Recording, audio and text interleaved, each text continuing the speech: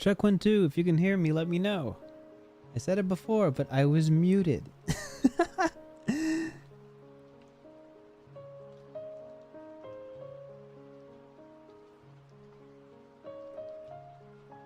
I just want to see if my mic is working, and if it is, we're in good shape. We're in good shape.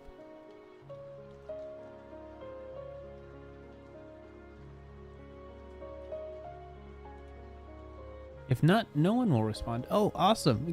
Everyone's messages came in at once. Hello, hello. We have in chat right now Courtside. Welcome, welcome. Sailing Master and Mango Cheesecake, welcome back. So glad you can hear. Nathan Zillera, welcome to the stream. If anybody's here a little bit early, feel free to answer today's prompt. What is your favorite JRPG setting? Because I personally have only played one other JRPG, TTRPG, but I've certainly played a whole lot of JRPG inspired games. My current favorite, I suppose, because nothing else is coming to mind, is Fire Emblem themed games, which I've played since I've been a huge fan of Super Smash Bros. Melee. Tree Beetle, welcome, welcome. Virago, I am doing great. Yes, I was hoping you'd read this. Me too. It's been recommended so many times. So many times. I can't emphasize how many times it's come across my desk. But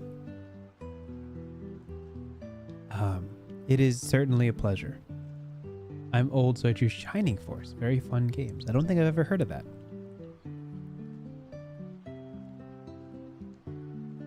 Let me get a little bit more situated. Arcane steampunk themed JRPGs are very fun. I don't actually know any of those.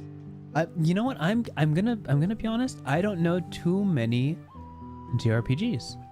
I'm not too involved in the scene. The only ones that I really know of are the ones that arrive somewhere in America. Can't say I dig too deep for them. But if you have any examples of arcane steampunk, I'd love to know.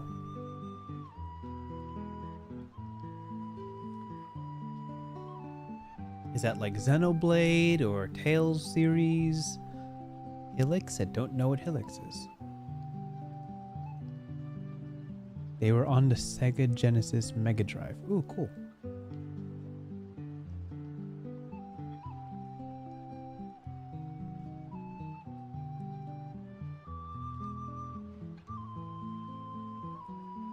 FF6 and 7 are great examples of what I mean. That's fair. Okay, I can visualize that. Kind of the crossroads between high fantasy and other stuff. And I guess techno stuff? I wish I could specify. Xenoblade is actually a good example. Great. I'm glad.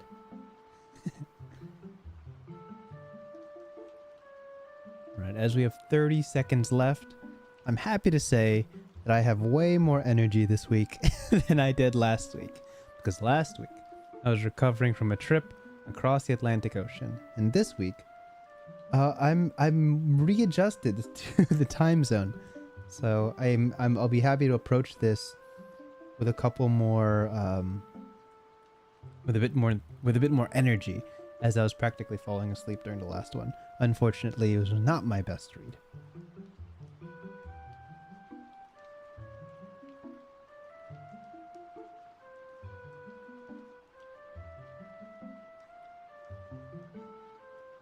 Okay.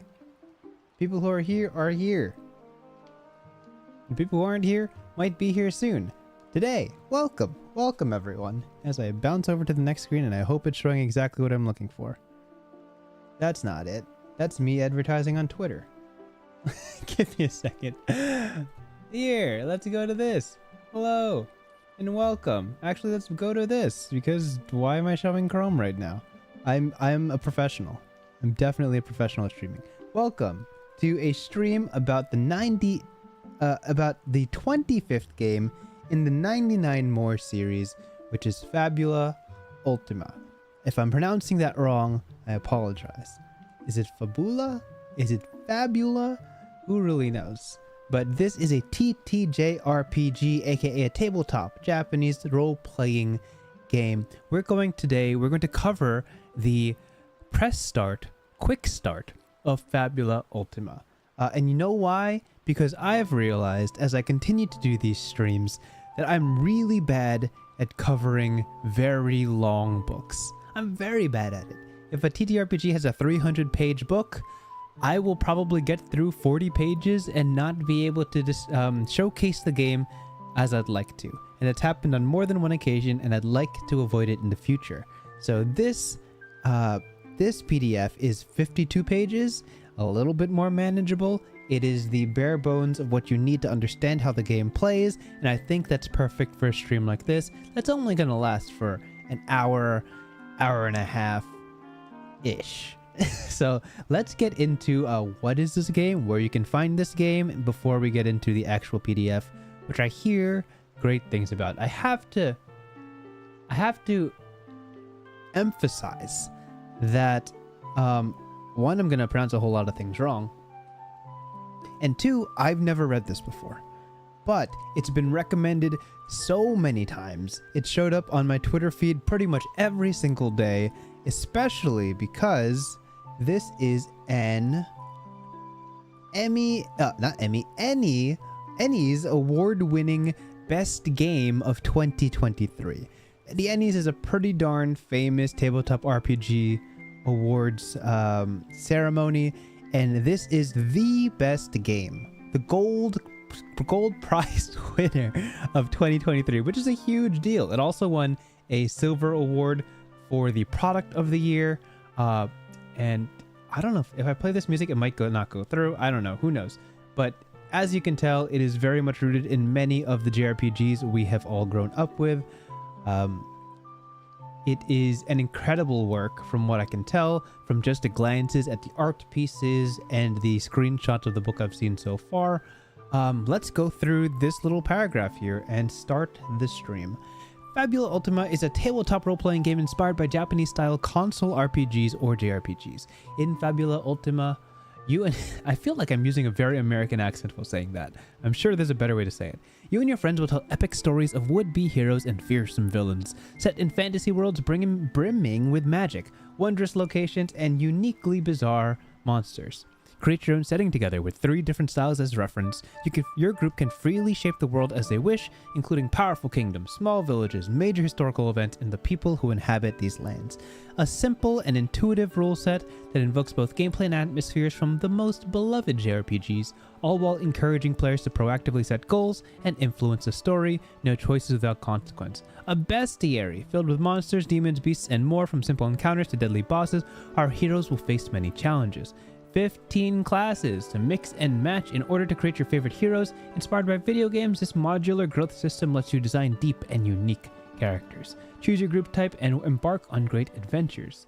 Everything the Game Master needs to set the scene and accompany the group through marvelous, larger-than-life adventures. Advice, guidelines, and all the tools required to bring heroes' dark mirrors on stage, the villains. 360 full-color pages, beautifully illustrated by professional artists from all over the world. Free PDF version included.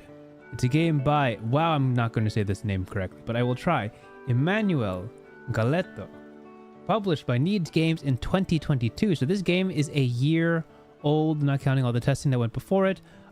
You can buy this game online. You can buy a physical version in the US, and I'm guessing that's Europe, UK, and I don't know what UE is, but I will show you where you can find it. You can go to Drive Through RPG, go to the oneD Games category, and you'll see here, firstly, the Press Start Quick Start, which is free. It is $0.00. You can get the entire thing that we're going to be reviewing here right now. You don't even have to watch this stream. You could just download it, turn this off, and read it yourself. I totally won't mind. That's what I'm here for, to send you on the best route to playing this game yourself. This is a quick start. I believe there's a little story here that you could play through if you really want to, and it teaches you the rules as you go. This is the full book. I believe this is the 360-page book that has all the art and all the rules. You can buy this as well on Drive Through RPG, as well as the Fabula Ultima Atlas High Fantasy, which I believe is a setting book that provides you with 10 fantasy locations, 4 new classes, and apparently quirks, which are optional rules, and 5 new fill-ins, as well as forging ultimate weapons. 200 more pages, totaling to somewhere in the ballpark of 600 pages of content between 1, 2, 3 different books. The author of this game you can find on Patreon, Emmanuel Galetto. He is over here, and he posts things from time to time. He is also on Twitter. I got a notification that I cannot check because I'm on stream. You can follow their content here. They thankfully reposted this. That's awesome. Thank you so much. And that is all for that. We're going to get into the press start. I'm going to get a little bit of water.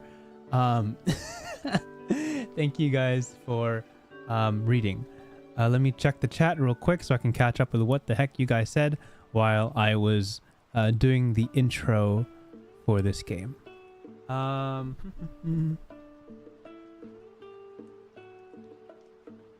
When Wintry does pronunciation but gets it right every time.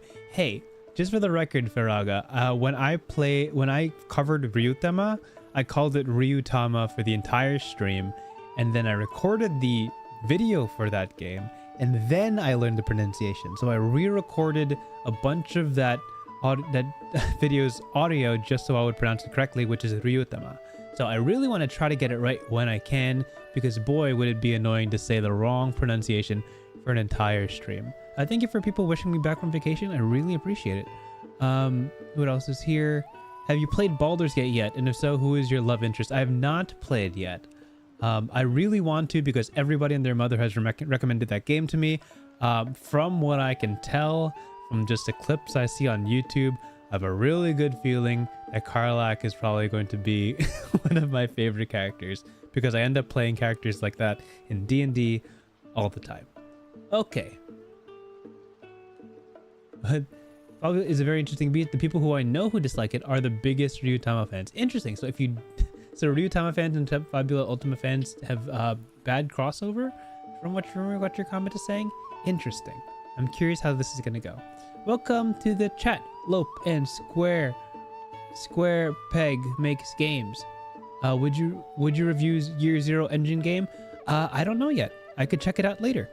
If you have any recommendations, I'd recommend putting it in one of the YouTube comments of my videos, or posting it on a community post, or tagging me on Twitter. The only way I ever learn about these games is when people tell me. It's very hard for me to find these games organically. So somewhere on Twitter or YouTube would be ideal for me. With that out of the way, let's jump into it. I have way more energy today than I did last time, which is very good. Very, very good. I was so not ready for last week, which I apologize to Mothership because it did not deserve that level of energy. Anyway, let us read. Fabula Ultima is a tabletop role-playing game designed to recreate the wondrous worlds, characters, and stories seen in console video games, such as Bravely Default series, Kingdom Hearts. I'm funny they mentioned this. This is pretty recent, isn't it? Within the last 5 years. Kingdom Hearts, Octopath Traveler, and the legendary Final Fantasy series, also known as Japanese console role-playing games, often abbreviated to JRPGs. This booklet has been designed to be accessible as possible. These 2 pages tell you everything you need to know before you start playing. Once you're set, you can simply start reading Scene 0, set up on page 4. Oh. Huh. That's pretty quick. Step by step, you will learn how to play the game. What do I need? To play this scenario, you will need the following. A group of 4 to 5 people. Well, dang, we won't be able to play the quick start on our own. 1 photocopy of each character sheet. By the way, you can get these character sheets for free, again, from Drive RPG. They're right here. And if these don't tell you what this game is going to look like, I don't know what will. Look at this art. Look at this character sheet. Very well put together. Something that allows you to take notes, pencils, erasers, scrap paper, yada yada. 1 or more sets of polyhedral dice, at least 2 D6s, D8s, D10s, and D12s. Oh, so there's no D20s here, or D4s. Interested. Oh, the 4 die used in this tutorial scenario are D12, D8, D10, D6. Okay, so they're not excluding D4 and D20. It's just not in this scene. Okay, cool. For people recommending games, in the YouTube chat, there's a high chance that I won't be able to read them in post, or won't be able to scroll through them in post, only because the chat moves kind of quickly. So tag me on Twitter or something, TTRPG, or post it in a video that is in the comments of a video that's already saved or archived or documented. So once the stream is over, comment it in the comment section, and I will add it to an ever-growing list of games that I'm still looking at. So what is a role-playing game? We know what this is. A group of people to play together to create a story. They do so by having a conversation and describing the actions of the characters they control, literally playing the role of these characters. And we know this. How to roleplay, make decisions for your characters, describing what they do, cooperate with people who are playing with you, express your creativity, remember to respect everyone's taste and creativity, and be a fan of each other's ideas. Why do I need rules? The possibilities of a role-playing game are endless. There's no single approach to a situation, and the story will gradually emerge from everyone's decisions combined with an element of chance. In other words, you cannot and should not try to predict what will happen. Characters have numbers and abilities that represent their strengths and weaknesses, and you will often roll dice to determine whether an action is successful or ends up having unforeseen circumstances. Setup. Oh, I love this art. What the heck? Hope there's a full version of this somewhere else. What do we need? Choose roles. One person among you will take the role of Game Master, while everyone else will take on the role of Player and control player character, PC. We're very familiar with this setup. Read the descriptions before you decide. Regardless of choice, your role in this game is to create a heroic and fantastic story while having a great time together. If you are the Game Master, you read the text of this booklet aloud and help everyone perform the various steps, which starts on page 14. Some pages contain secret information only you should read. Those are identified by a red color. Well, we won't be able to play through this on our own, unfortunately. It looks like we need more people to do that. Enrich the scenes and description provided with your own creativity. Roleplay as the various characters that the heroes will encounter. If you're a player, you roleplay as one of the 4 characters provided in this scenario. Experiment with the character's unique abilities and cooperate with the rest of the group. Create occasions for your fellow heroes to shine. Make the character yours by coming up with unique details about their past, identity, and steer the story in interesting directions through your character's words and actions.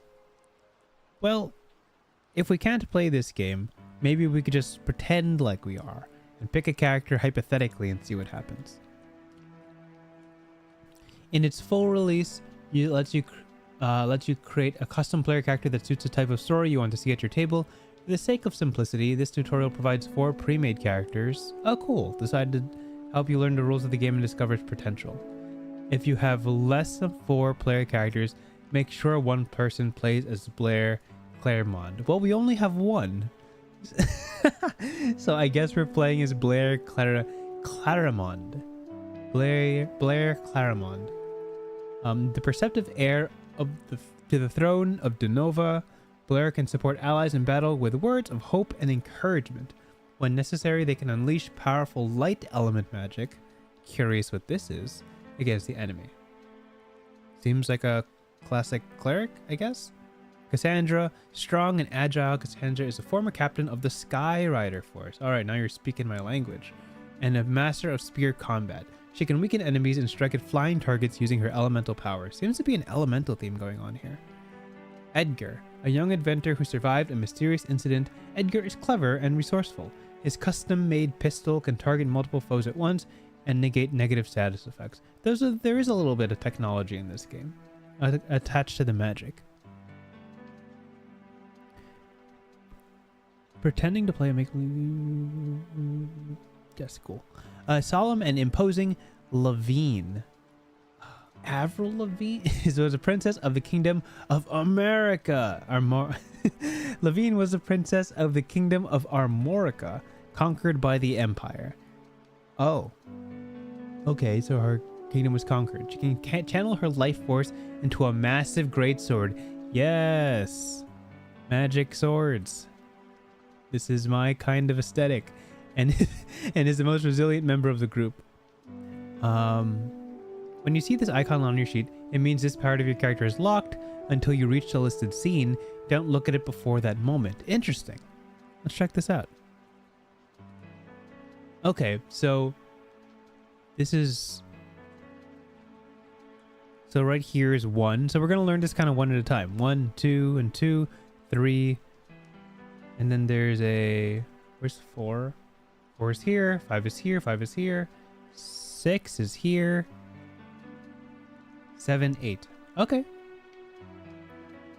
We'll learn it as we go.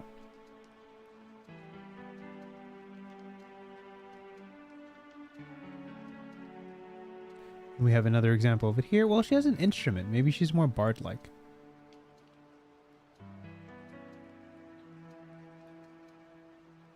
Sandra. Edgar. This is the spear one. This is the inventor. He's got a cool arm. I don't know if it's like fully metal. Maybe something happened there. And this is Cassandra. This is the one who lost, well, not lost, but had a conquered kingdom. And this is her magic greatsword. Theme. Guilt. I shouldn't have laughed at that. Caught me off guard. Theme. Hope. Theme. Doubt. Okay. Theme. Duty. I'm sure we'll understand this soon enough. Okay. The Skies of Dunova. Well, might as well be the game master here and game master for my invisible players.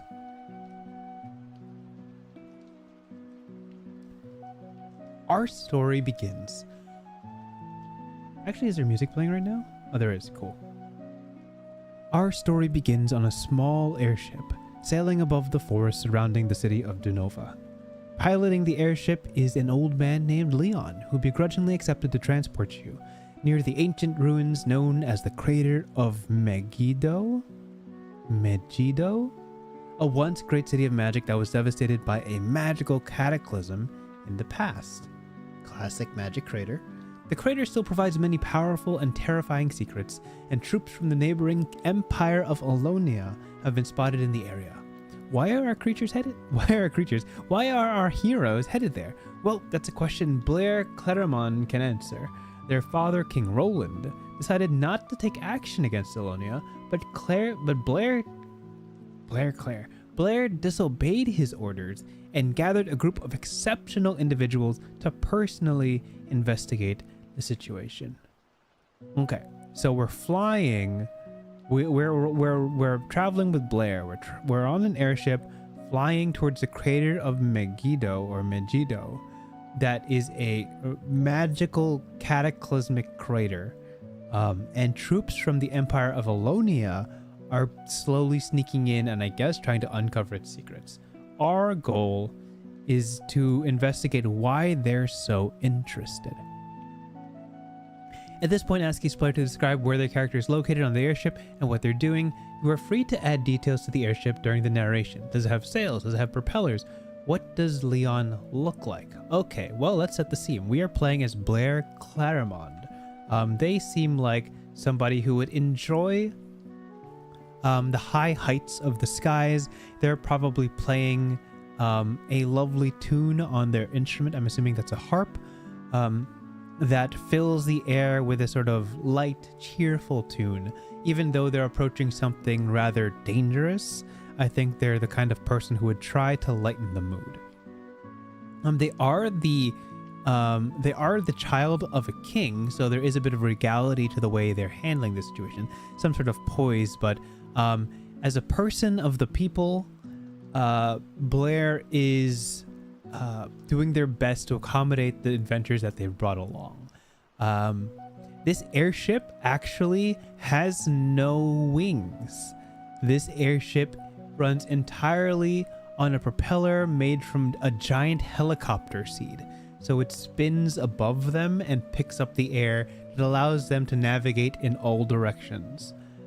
They travel rather slowly compared to the faster ships out there, but its maneuverability in the skies is its true benefit. Leon, the captain or pilot, is an elderly man, probably somewhere in the ballpark of 140. Nobody knows the secret to the longevity of his life except that he exercises every morning and drinks cranberry juice. And that's all you need to know about Leon. Once the group has set the scene, read aloud. The tops of the trees part abruptly, and you see the crater below, an oddly circular pit descending into the ground, filled with the remains of ancient stone buildings and once glorious waterways that crumble towards its depths. Just as Leon prepares to descend, you hear a rumbling noise from the depths of the crater. Suddenly, a great beam of purplish energy shoots from below, hitting the left side of the airship. In a moment, the magical energy has faded, but the vessel definitely didn't like it. Son of a cactroll, snaps Leon. Oh, am I supposed to do an accent here? Is this an accent moment? I swear this is the first time I drive a bunch of I swear this is the last time I drive a bunch of adventurers around. We'll be lucky to get down there in one piece. You understand that this airship is far too damaged and a crash landing is inevitable, but each of you might still find ways to make it less disastrous. It's time for each player character to make a check. How do we do that? Checks are the basic mechanic of in Fabula Ultima. We use checks to determine whether characters manage to accomplish their objectives in a scene without suffering dangerous consequences. Game Master, as the airship spirals towards the ground, ask each player to describe what their character does to mitigate the dangers of the crash. Do they attempt to contain the magically overloaded engine? Do they help Leon steer the wheel? Do they rush to protect someone? As the Game Master, you start from the player's description and use them to decide the attributes their character's check will rely upon. These attributes are dexterity, speed and coordination, insight, intuition and observation, might, strength and toughness, willpower, charisma and determination. A character's affinity with an attribute is represented by a die size. D6 is pretty bad, D8 is average, D10 is very good, and D12 is as good as anyone can get. It's always tempting to describe approaches that match your character's best attributes. However, don't be afraid to do the opposite if you feel it would make the story more interesting. Checks always involve 2 dice. And the dice you roll, oh welcome, SSJ Ranulf, welcome. And the dice you roll are based on the attributes your character is using for the action in question. For instance, if Cassandra performs a check using her dexterity and might attributes, written as dex plus mig, she would roll a d10 and a d8 and add them together. Interesting. So you roll 2 stats together. I know we mentioned it earlier, Ryutama also sometimes uses 2 stats at the same time for a combined roll. I think Ryutama uses d4, d6, and d8 as their stat dice. So it's kind of interesting how this taps into that same energy. Sometimes it makes sense for your character to only use 1 attribute in a given situation. When this happens, you roll the corresponding dice twice. When Cassandra performs a mig plus mig check, she rolls 2d8 and adds them together. Game Master, now you know the basics, have each character perform a check using the attributes that you feel would be appropriate for the approach they described. Alright, so let's tap back and see Cassandra's stats. Not Cassandra, Blair's stats. So Blair excels at insight, might, and willpower. So dexterity is not what she's leaning towards. She's pretty strong, surprisingly. They're pretty strong. So insight would be a keen mind, intuition, and then might would be d8. Now I'm noticing that there's not really a magic stat, as in like all of these stats can technically utilize the magic. I don't know if this is the kind of game where magic is abstract and you use it tied to a certain stat, or you do, or I mean, if it's abstract then you can tie it to any of these attributes, or if it's tied to a specific stat, a la int ka wiz in D&D. So with a keen intuition and a relatively strong might, I imagine that Blair would use this harp to strum a lively chord, and from it, almost extending like strings from a harp, out to the left and right of this helicopter seed airship would be these massive string-like wings that branch out in a whitish golden color, and that would slow the descent of the airship. So I'm gonna roll a d10 and a d8 to visualize that. Let's try that. So I'm gonna go to a dice roller on I'm going to go to a dice roller on Google Chrome. Let's open that up. Awesome. And let's roll a D10 and a D8 and see how well we do. D10. 8. Pretty good. D8. 8. Amazing. A 16 is about as good as it gets. These massive wings extend out, entirely ethereal and magical, extend out from the helicopter seed airship and slow the descent of this vehicle. Does it prevent the crash? Probably not. Does it save a lot of the potential damage? Sure does. Let's see what else we can do with this.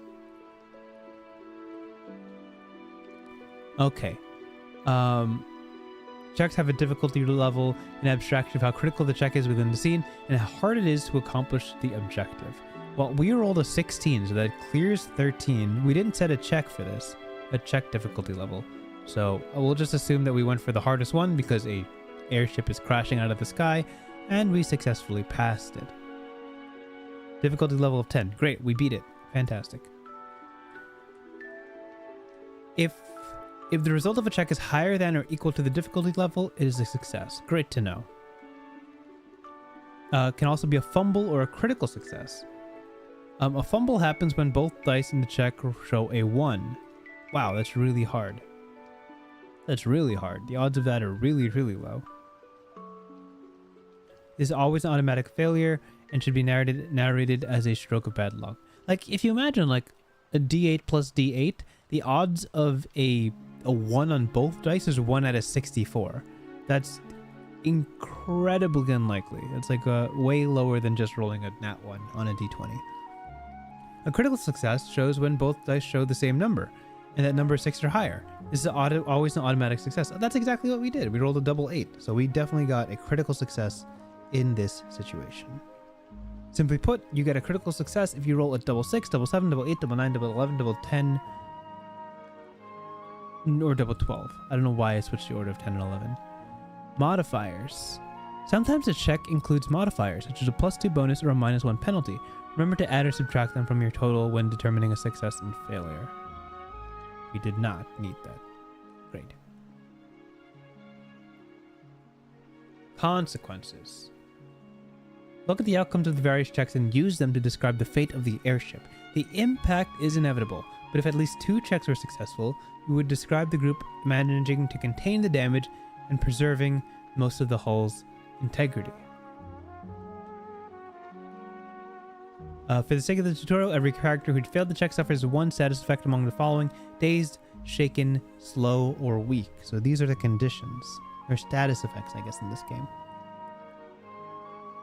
The game master should describe how the character's actions lead to a particular status effect. Someone who tried to repair the engine might suffer dazed. Someone who tried to keep the steering wheel in check might be weak due to fatigue. Okay, so status effects can be caused by spells, natural dangers, enemy attacks, and more.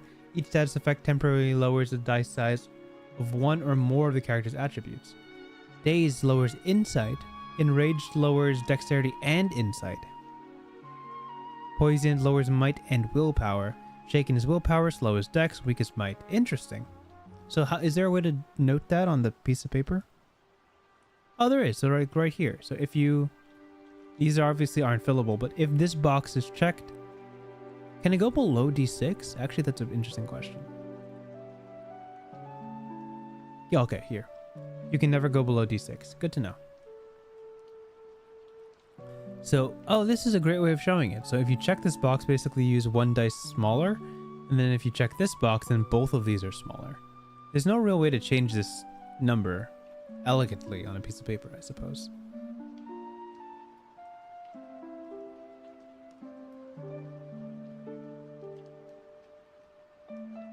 Oh, and it stacks. So if you're weak and poisoned, so weak and poisoned, your might lowers 2 dice sizes.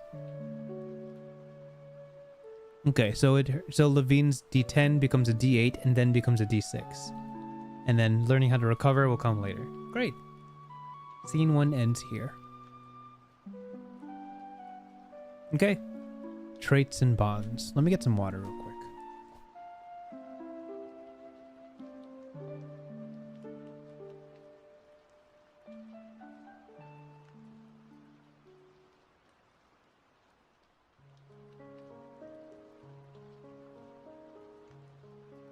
Okay. The airship has crashed, its hull wedged into the dirt and muck at the crater's edge. It's clear the vessel won't be flying anytime soon. From the center of the pit, you can see irregular pulses of glowing energy. The source of the purple light is still active. So if we succeeded, the hull is in decent condition and Leon might be able to get the ship flying. Great. It's a good example of meaningful long-term consequences. It might not be a problem now, but having to go back to Denova by foot is its own challenge. If any player characters are suffering from a status effect, Leon will rummage inside the airship for a few minutes and finally emerge with a bag of potions and remedies.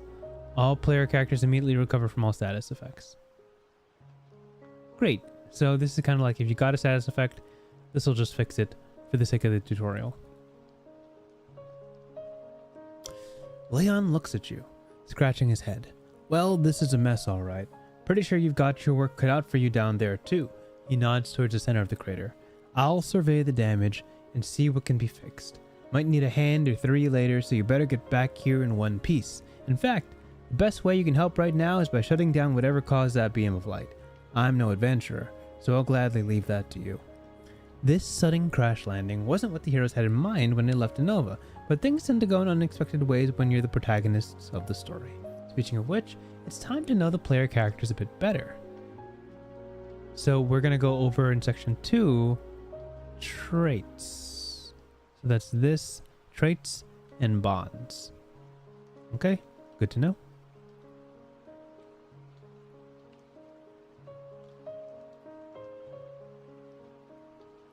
While a character's attributes represent their affinity towards different approaches to a challenge, traits are narrative concepts that make your character unique. Identity represents what your character currently sees themselves as. So what's that? Heir to the throne of Denova. Great. Straightforward. Theme represents a dominant narrative force that drives your character's story. Duty. Great. Origin is where your character came from. I'm guessing Denova. Yep, Denova. In the full version of the game, players can write their traits freely and may also change their character's identity and theme throughout the story.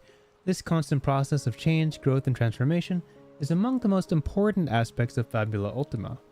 Below and on the next page, you can find a brief explanation of each player character's traits, followed by a set of questions for the player who is controlling that character. If you're a player, these questions represent an opportunity to make these characters yours and express who they are behind their numbers and skills on the character sheet. This is also where you get to shape a major part of the story in the world it takes place in. If you are the game master, these questions let you know more about the characters and the world they live in. Make sure to take note of the player's answers. Use them to enrich the descriptions and develop the story around the characters at your table. All right, let's learn more about Blair. Oh great, we have a little blurb to help us guide us through this. You are the heir to the throne of Denova, and you believe it is your duty to protect your people and stop the Elonian Empire from seizing control of the crater of Megiddo. Your father, the king, thinks otherwise and ordered you not to abandon the royal palace. How did the crater come to be? What disaster turned a prosperous city like Megiddo, home of the greatest magic in the world, into a sunken mass of ruined buildings? What terrible secret do you fear the Elonians might uncover here? Is your position as heir an honor or a burden? When your father forbade you from taking action against Elonia, was he trying to protect you? Okay, so how did the crater come to be? I'll leave that to chat. If anyone in chat has an idea of what happened that caused a massive crater that destroyed an entire city, that can shoot purple laser beams from the center, feel free to tell me what you think caused this crater. I'll leave that to you. And it says, is your position as heir an honor or a burden? I'm sure Blair, with this smile, with those pearly whites, I'm sure they consider it an honor. They believe that they must rise to the occasion and deserve the role of rulership that they will one day inherit. So this is a position to strive for. When your father forbade you from taking action against Alonia, was he trying to protect you? I imagine yes. I'm going to take the less walked route of JRPGs and say that the father is a loving person who simply wants their child to survive and says, hey, don't go here because it's dangerous and you're not ready. You know, classic ordinary stuff. Mango Cheesecake says a giant curled up roly-poly. Listen, I'm down to work with that. As a game master, the crater was caused by a massive rolling bug that hurtled towards the planet like an asteroid, cutting through the atmosphere and slamming into the earth, leaving a giant circle-shaped hole. It's not crater size. It's probably about 1/10 the crater size. But just like the spaceship from Dragon Ball Z, I think, that are like little circles that leave giant craters, that's the cause. And this bug still exists. It's just in the center of the crater, and it shoots laser beams because it's an alien. I think that's perfectly reasonable. Let's keep going. And these are the questions if you want to play as any of the other characters. Cool.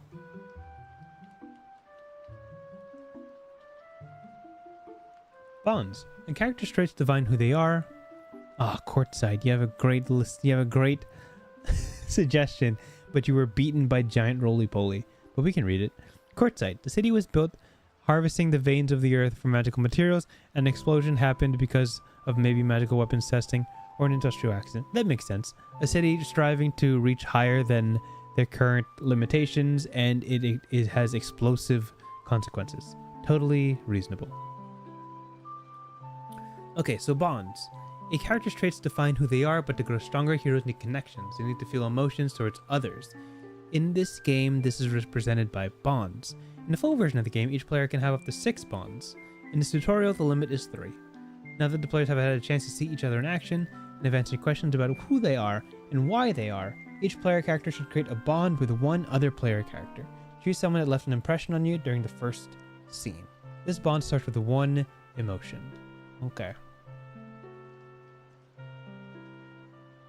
Right, so here in bonds, you would write the name of somebody right here, and then so put like Edgar. What's his name?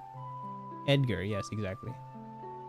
Edgar, and then you can check one of these boxes for how you feel about them. Makes sense to me.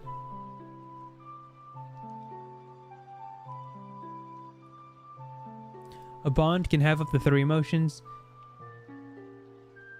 each chosen from one of the following pairings. Oh, so you click like 1, 2, 3, I guess. I assume you don't have to check all of them right away, unless you really feel like that's the direction you're headed. Note that the same bond might have positive and negative emotions. Do not shy away from complex feelings, because that's exactly the kind of drama you want. So you can go with admiration and hatred, kind of like a Sasuke thing going on, where you admire the strength that Naruto has, but you actually hate that he totally disagrees with you with everything. General things like that. This number of emotions you can have in a bond is known as a bond strength. It can range from a minimum of 1 to a maximum of 3. For instance, a bond with inferiority and mistrust has a strength of 2. Right now, the bond you created only has 1 emotion. Oh, so yeah, you can only pick 1 for this tutorial. But later on, you'll be able to add new emotions and form more bonds. Scene 3, Shadows. Okay, so we're going to unlock in this character sheet Fabula points. So just this? Okay, good to know. The scene changes. We now see the inside of an ancient building, perhaps a temple. The dark room, illuminated by a dim purple glow, supporting the roof is a massive bronze pillar, decorated with ancient symbols. The pillar is filled with cracks, from which are seeping rays of intense energy. We hear the clacking of armored heels on the stone floor, and we see a hand approach the pillar. It is wrapped in a silver gauntlet. The scientists in Alonia were right, a feminine voice says. The compass was left buried here ever since the disaster. Now that we have it, dear brother, now I will bring you back for good. Two shadows stand against the purple light. One is massive, like a giant clad in armor. The other is shorter and thinner, wielding a long spear. It seems our heroes don't have much time left. Okay. Ancient building. Dark room, purple glow. There's a pillar in the center decorated with symbols, but it's cracked and energy is leaking out of it. Okay. Menacing bronze pillar in the center. The compass was left buried here ever since the disaster. Now that we have it, I will bring you back for good. Okay, so there's two people here. Long spear person and giant clad in armor person. And this pillar is probably the compass. Okay. Oh. So the group isn't here yet. This says that the game master only uses this to kind of set up the mood. Great. Villains.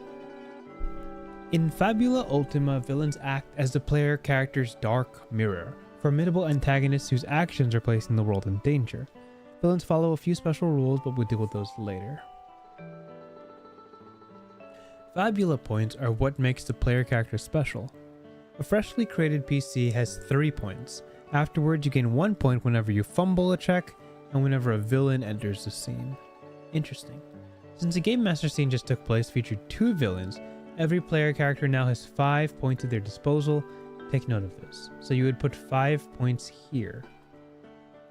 Okay.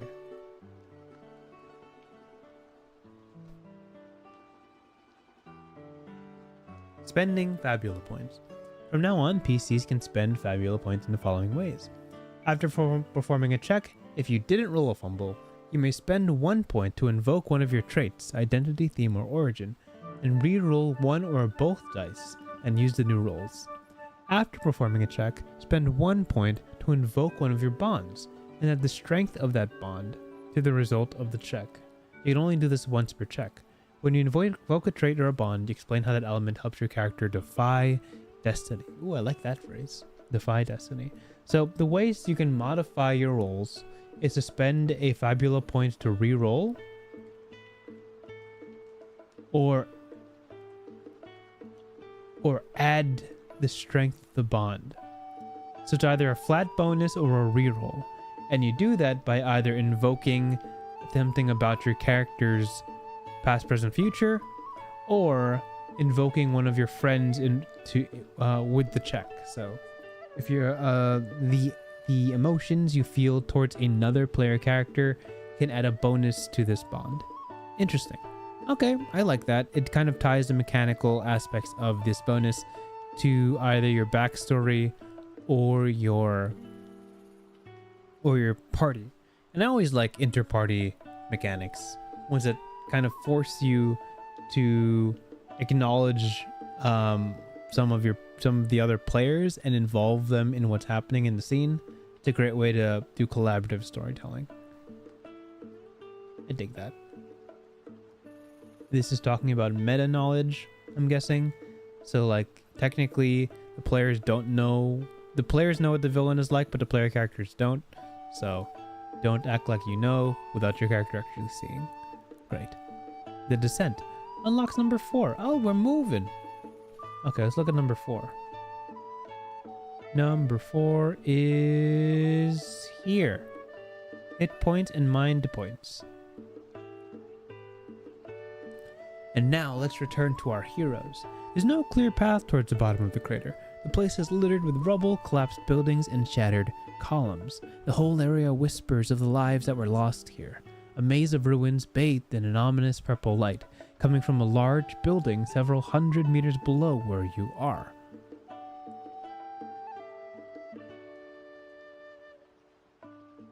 The crater is a veritable maze, but the source of the purple light is relatively easy to identify.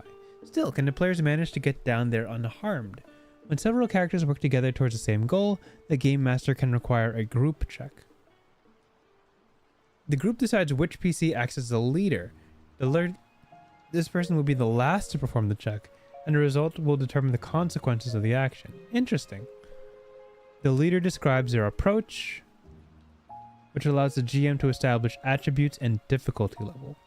The other players will perform a support check. Oh, this is an interesting term. What does this mean? This check uses the same attributes as the leaders, but has a fixed difficulty level of 10. For each player character who succeeds on their support check, the leader will receive a +1 bonus to the result of their check. If any of these characters have a bond towards the leader, add the single highest strength among those bonds to the leader's check as well. Okay, so everyone who succeeds on difficulty level 10 adds a +1 bonus to the leader's check. If any of these characters have a bond, add the single highest strength among those bonds to the leader's check as well. Okay, so whichever character has the strongest bond towards the leader, add that flat bonus to the check as well. So the leader performs a check, and then we'll see what the result is. So the leader is going to roll their 2 dice, +1 for everyone who passed their support check, plus the height of the bond that one character has towards the leader. So it's like 2d8 plus a potentially PC time, well, +1 times PC plus the bond. So we can, let's try this real quick. So I'm gonna go to Chrome. We're gonna restart these rolls, and then let's just assume that everybody's rolling double d8s for this. So 3 party members are supporting the leader. First, so the DC is a difficulty of check of 10. With 2d8, the average is going to be around 9. So they kind of have to overachieve to get this DC 10.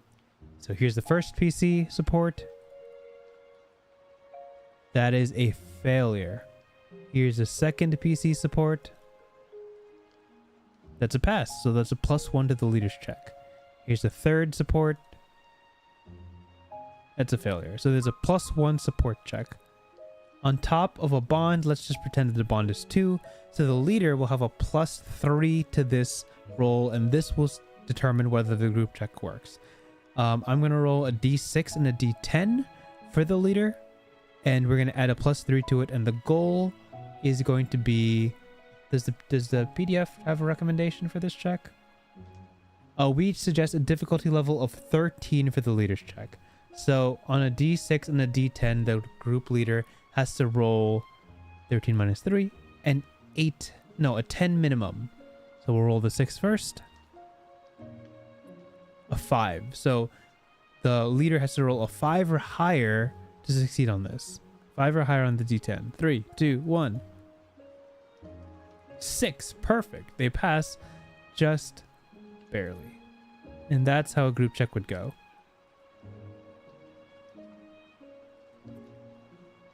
If the group check is successful, they manage to navigate the ruins without trouble.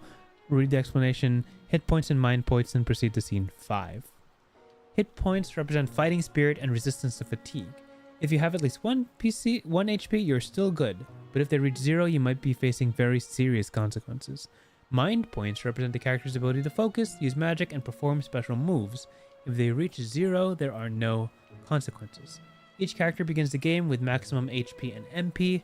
The character's current HP and MP can never go above the maximum value. Makes sense to me. Scene 5 to arms. Address the rest of the group and read aloud. Oh, we unlock number 5. Let's see what's going on here. 5 is initiative and defenses. It's also equipment. It's also skills. Oh my gosh, it's everything. It's skills and also actions. Anything here? Okay, so it's 4 things. Let's see how much we can get out of this.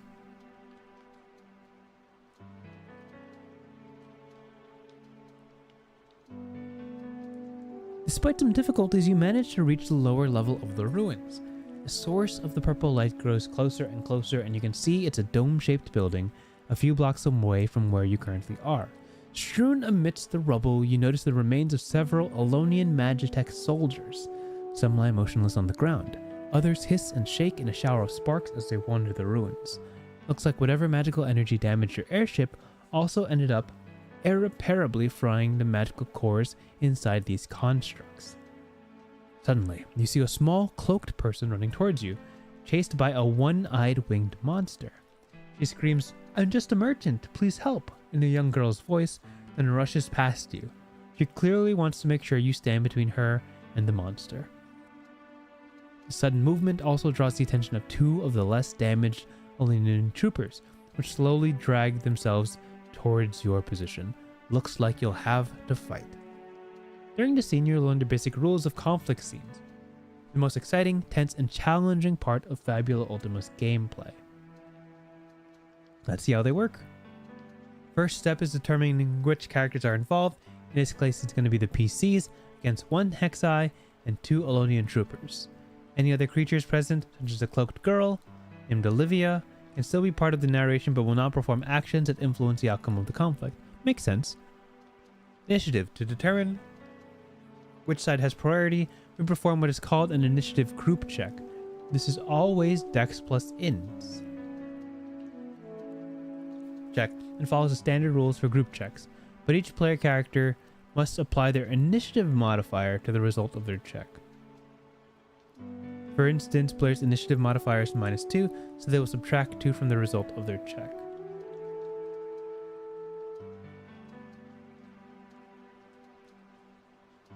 During this scene, the difficulty of level of the leader's check will be 10. This is an interesting calculation. Okay, so let's break this down. So, it's a normal group check. These are the 2 dice that everybody's rolling. And then you're going to add +1 based on every success. And then add or subtract the initiative modifier of everybody. And then add the bond strength to it as well. And then the group leader rolls. So, hypothetically, if the DC is 10, if difficulty level is 10, let's try that in Chrome.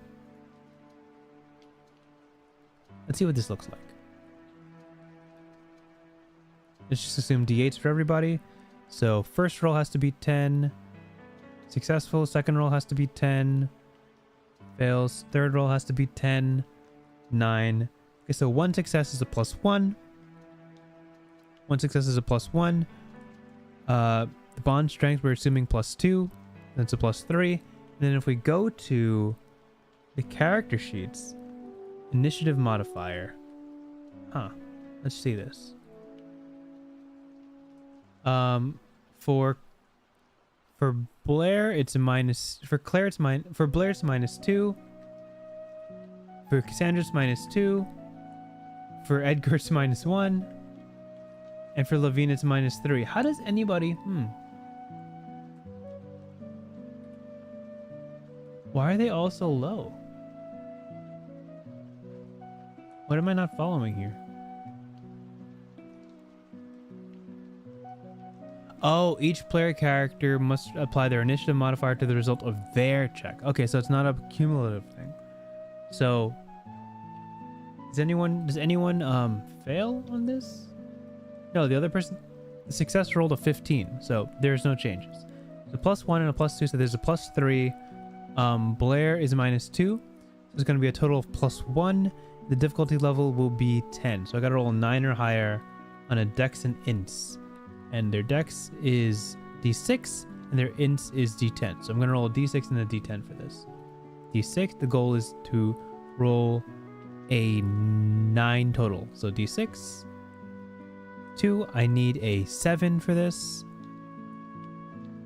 Perfect. I got it. Just barely. Okay. So I go first. I don't actually know what happens when I win. I guess we're going to find out. Conflicts takes place as a series of consecutive rounds. During each round, every participant in the conflict gets 1 turn in which they can act. Some powerful enemies can perform 1 or more turns per round, but we'll learn that in Scene 8. During each round, the player characters and their adversaries will alternate taking turns. The first turn of the round will go to the side that won the initiative. That's us. If one side can perform more turns than their adversaries, alternate turns for as long as possible, then have the side with more turns perform them at the end of the round. Oh, interesting. Okay, so there is... So whoever wins initiative goes first, but you ultimately alternate until a point in time when there is an unevenness.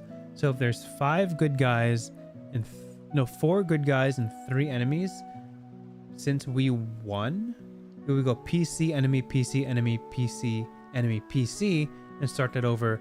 PC, enemy, PC, enemy, PC, enemy, PC. Cool. Turns aren't tied to a specific character. Round after round. Oh, what? Wait, hold on. Turns aren't tied to a specific character. Round after round, you can assign turns however you prefer between the participants, as long as everybody gets their turn. Oh, okay. So you could do it in whatever order you want. As long as you have a PC turn, you assign which PC does it. Until the end of a round where everybody restarts and gets a new turn. Got it. It's often better to have enemies act in the same order round after round, as it's easier for the GM to remember. In this scene, we also suggest always having the Hexai take its turn before the 2 troopers. During their turn, a player can perform a single action. In this complex, the actions available are attack, guard, spell, and skill. Time to learn what this means. Attack. You attack with a weapon you have equipped. Perform an accuracy check against the attributes indicated by the weapon, with a difficulty level equal to the target's defense. If the attack is successful, you inflict damage based on the accuracy check's high roll, which is the highest number among the 2 shown by the dice. Oh. Ah, okay. So you take whatever number's higher, and the difficulty level is the target's defense. So, for an example, Blair has a steel dagger, which is Dex plus Int plus 1. Accuracy checks higher. Oh, the damage is the high roll. The accuracy check has to beat the target's defense. So the accuracy check is still 2 dice versus their defense. For example, Blair's would be 9. So let's do Dex Int plus 1 and see if we can beat 9. Let's see. So I would do Dex Ints. Gotta beat 9. 15 definitely clears for a total of 16. And then we would do damage, which would be the higher of the 2 dice. Okay, so let's try that again. Damage is... Oh, interesting. So in this situation, the dagger's high roll plus 4 physical damage. So whichever number is higher, plus 4. Sure. So let's try that again. 6, 10. 8. So 8 plus 4 is 12 damage. 12 damage on the first hit. So if Blair took that hit, they would take 45 minus 12 is 43. 33. They would go down to 33. Cool. Cool. Okay, that's pretty straightforward. Very JRPG. So the accuracy check, or the roll to hit, is just the 2 dice added together plus any mods, and then the high roll, the damage is based on the high roll plus a flat modifier. That makes a lot. That's easy. Sometimes an attack can target more than one creature at a time. See Edgar's barrage skill. In this case, you perform a single accuracy. You don't reroll the dice for damage. Oh, interesting. If the attack... Oh, you don't reroll the dice for damage. Thank you, Sora and Jay Bartosik, for correcting me. I would just be the 5 and the 10 from the previous roll. So it would be 10 plus 4 is 14. For example, if 4 and 8 was the accuracy roll for 12, plus 1 would be 13, that would hit, and then the damage would be 8 plus 4 equals 12. Okay, yeah. That actually cuts down 2 dice rolls, which is pretty significant. Great. Okay, thanks for clarifying that. In a more than one creature, in this case, you perform a single accuracy check and compare it to the defense of each target to determine which creatures are hit and which creatures are missed. Cool. So you roll one accuracy check and then compare it against all of their defenses, and whoever it beats, it does damage to. And the damage is the same for every target, so you're not rolling multiple times. Okay, yeah. Makes a lot of sense. Your focus, so the next option you can do on your turn that's not attack is guard. You focus on defending yourself and gain resistance to all damage types until the start of your next turn, until the end of the scene. What is resistance? We're about to find out. When you guard, you can decide to provide cover to another creature of your choice present on the scene. If you do, that creature cannot be targeted by melee attacks. Oh, wow. Cannot be targeted by melee attacks at all until the start of your next turn. This effect will also end if you're reduced to 0 hit points or the scene ends.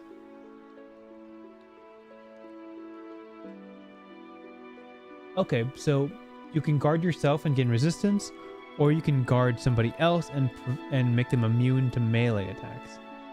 But I assume that you can't do both?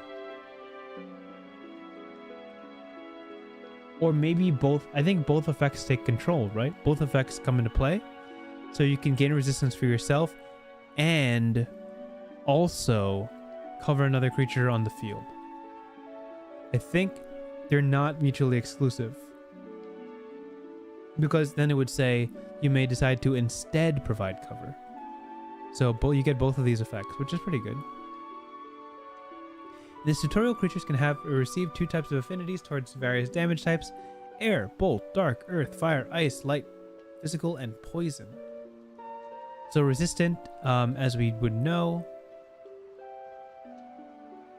the creature loses half the normal amount of hit points. Yeah, that makes sense. We're used to that. There's not like a... When I'm reading this sentence, it seems like there's not really a formal battlefield. If that makes sense to me. Like, if that makes sense to people. So there's not like a grid system where you have to be like within range to cover somebody. But like, I'm assuming narratively you like close the distance and stay near them. Or at least cast some sort of magic that protects them.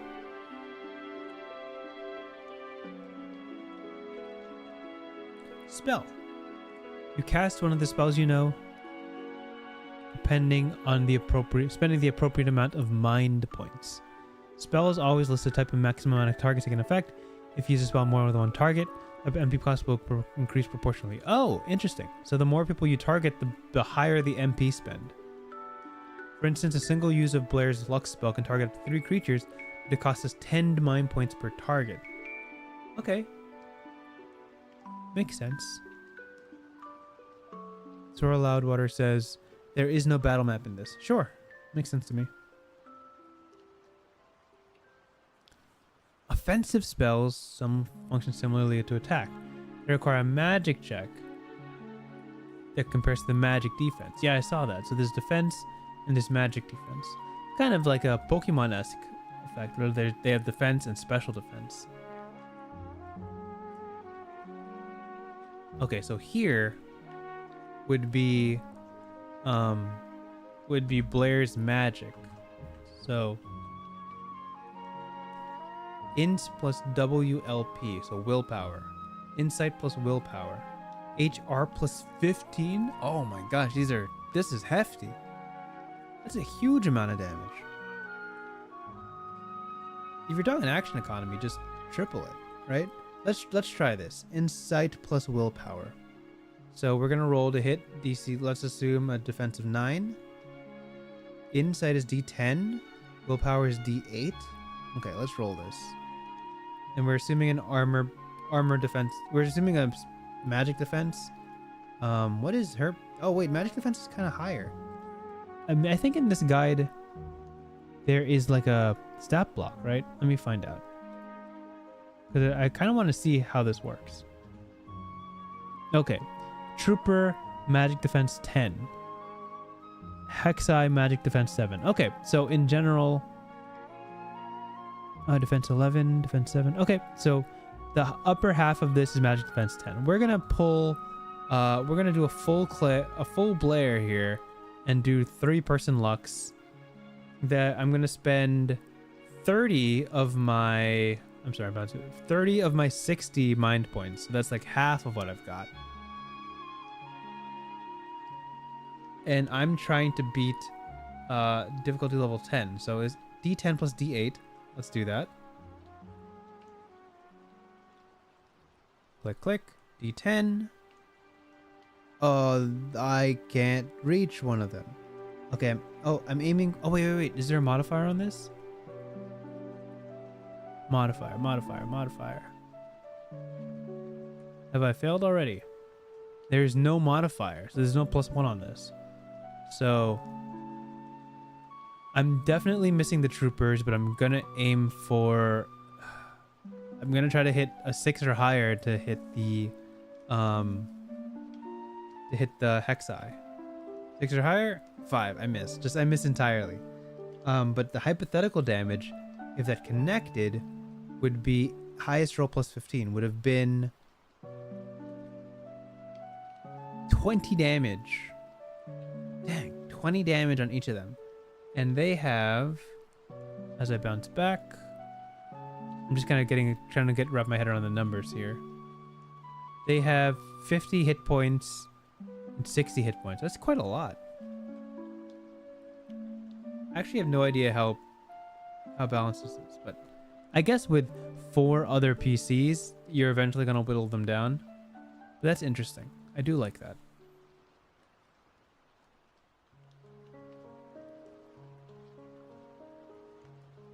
Yeah, some of these numbers are spooky high. This stat block has a very Digimon vibe to me, especially this Hexai thing. I'm getting very strong Digimon vibes. Okay, then let's keep reading. So that's how spells work. If I landed, it would have been really good.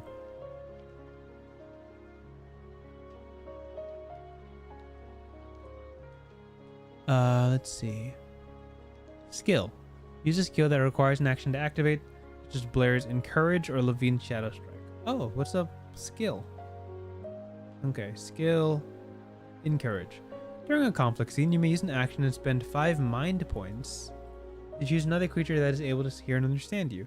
That creature regains 10 hit points and chooses Dex, Insight, Might, or Willpower. The creature treats the chosen attribute as being 1 die size higher. Oh, that's cool. Until the start of your next turn, or until end of scene, whichever happens first. Oh, so you can kind of boost their rolls temporarily by just making it a little bit bigger. I don't know if this is worth, I guess, so plus 10 HP and a bigger die for instead of attacking. Honestly, probably worth it in a lot of situations. Okay, cool. 0 hit points. Oh, when a PC falls to 0 hit points, they lose consciousness until end of scene and drop out of conflict. They also receive 2 Fabula points. Right. Forgot, when you fail stuff, you get Fabula points.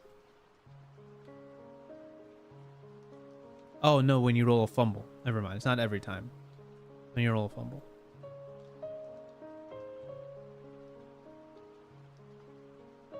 In this game, this is called surrendering. Your life is spared, but you lose the ability to influence the scene and might suffer additional narrative consequences. This is like PBTA style, where you don't die, you just leave the scene however you'd like to leave the scene. NPCs. The Hexai is slain or flees the scene. The Londonian troopers crumble to pieces in the shower of sparks. Great. And let's see their special effects.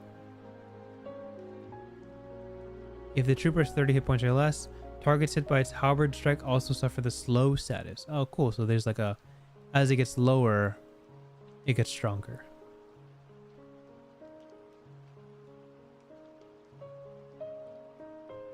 Claw scales with status effects. Shadow Wings deals status effects. Hexai cannot be targeted by melee attacks. Spells in range can attack the Hexai normally. If the Hexai has 25 hit points, it loses the benefits of the skill and can be targeted normally. Sure.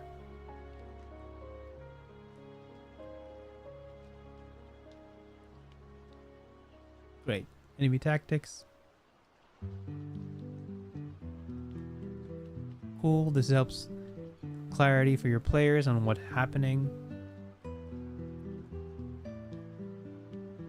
They have any vulnerabilities? I don't think they do. Oh, here. Vulnerabilities is light. Resistances is dark. Okay.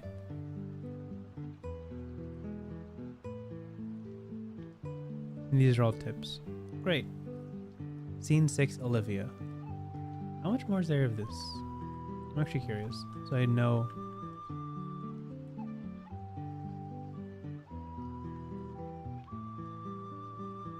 Oh, so there is like a full stat block of like the bad guys at the end. Okay. We'll see how far we can get. Probably won't play out everything, but I'm curious where this goes. Olivia.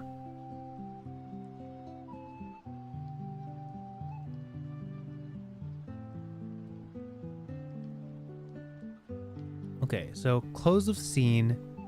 Any player character whose HP reached 0 will now regain consciousness with an amount of HP equal to half their maximum hit points rounded down. Okay, so it seems like... I don't know if this is standard, but at the end of the scene...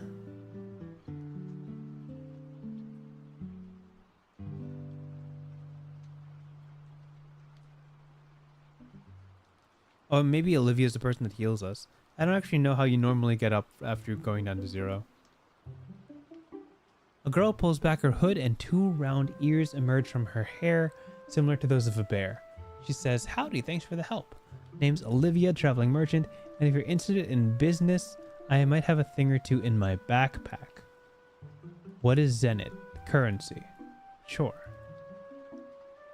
Inventory points is a bag of consumable items. Each player begins the game with a maximum IP. And a player's current IP can never go above the maximum value. When it reaches 0, there are no consequences. IP can be spent to create a variety of consumable items and use them on the spot. In this tutorial, the characters have access to remedies, elixirs, and tonics. Different characters cannot combine their inventory points in order to create a consumable item. Interesting. So, does she grant people IP? Okay, here, so IP. So basically these are points you can spend on certain like recipes, which are here. 50 HP, 50 NP, 1 status effect. So this is, I don't know how often you get IP. I don't know how I guess you're rewarded with it. And then you can spend them depending on like what you've lost, what you'd like to regain. It's an interesting system. I'm curious like what the economy is with IP. How often you can give that out. How often characters build that up. Very curious.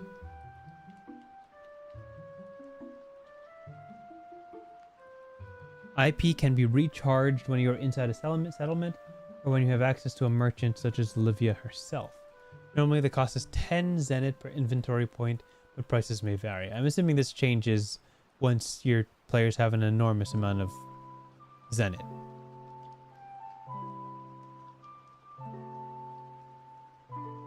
Yeah. So that's interesting. So like if we're going to price these things, then this is 30, these two are 30 Zenith and this one's 20 Zenith. Interesting. And I'm guessing, and what's cool about the system is that like you can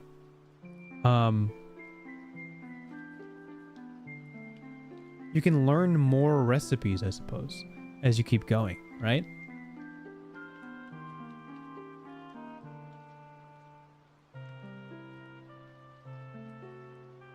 Yeah. It's like you use your inventory points to mix something together on the spot that really helps you. So it does feel short rest adjacent, except it spends money. I don't know about currency-based healing, but it's definitely very JRPG to do so. Okay, so this would be an opportunity to roleplay or talk to Olivia. This basically says spend all of your Zenith and all of your IP to go back to full health. Like Cassandra, Olivia belongs to a humanoid species with animal traits. Fabula Ultima doesn't feature a list of standard species, so you can have your character possess whatever traits you wish. This will have no impact on the character's abilities. That's perfectly fine. Why are you here? She's from Armorica, traveling to Dunova, decided to take a detour to look for valuable items. Found a precious magical ingredient known as a Thunderstone.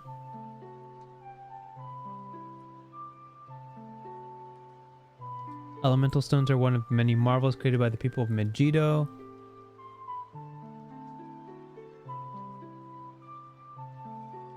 How they work can be decided by the player characters. Sure.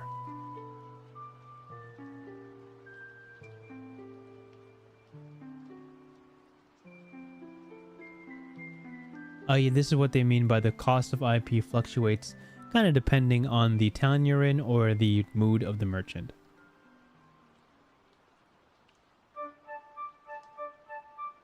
Can you come with us? Olivia can't be convinced to come with you. Did you see what happened there? Olivia saw two people heading towards a large dome-shaped building.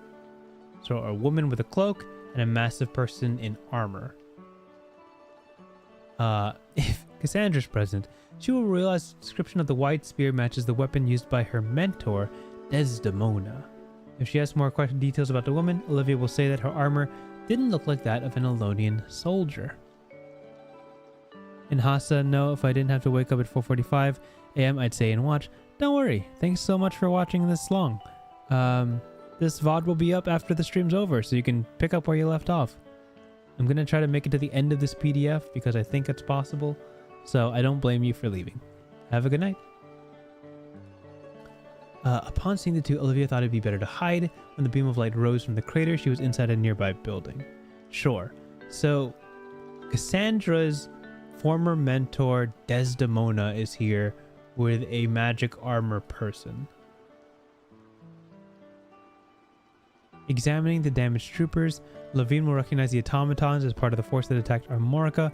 Edgar can salvage the parts worth a 400 Zenith? Dang, Edgar, that's a lot of money. 400 Zenith's a lot of money. That's like 13 health potions.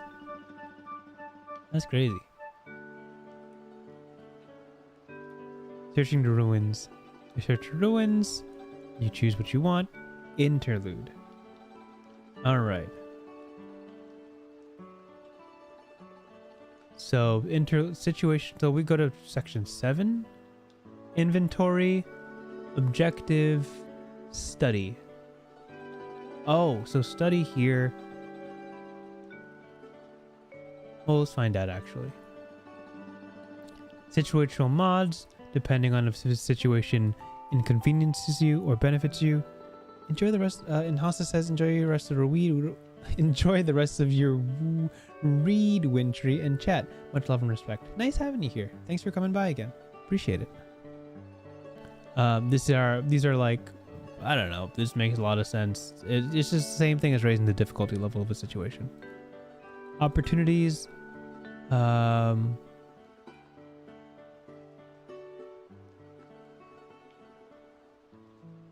There's no real example of opportunities, but it's basically like a special story situation.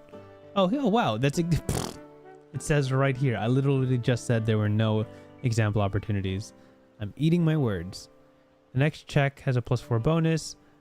You can inflict a condition. Erase 2 sections of a clock, which we're going to talk about. I'm guessing it's Very Blades in the Dark. And add 1 emotion to one of your bonds. Oh, that's neat. I like emotions. Yosemite Mike, I finally caught this live for once. Welcome, Yosemite Mike. We're reaching the tail end of the stream, but I thank you for arriving. Spending Fabula points to alter the story. Sure. So Fabula points can also be spent to influence the GM and change the scene to something else. That's kind of neat. yeah, I like game masters being able to entertain the opportunity to change a story based on someone spending a very valuable Fabula point. Fabula points do not come up too often. They only come up when you face enemies, so kind of a big deal.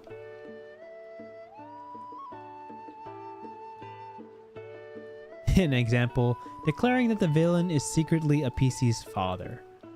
But obviously you need permission from both people involved, the GM and the other PC. Cool.